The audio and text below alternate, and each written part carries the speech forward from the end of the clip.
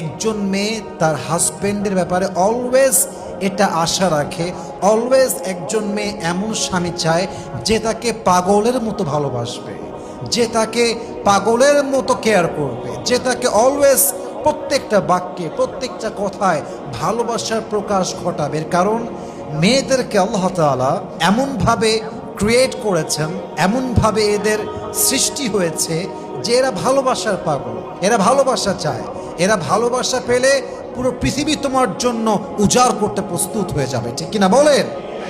বউকে ভালোবাসার ক্ষেত্রে কোনো কৃপণতা চলবে না, বউকে ভালোবাসার ক্ষেত্রে কোনো লজ্জা চলবে না।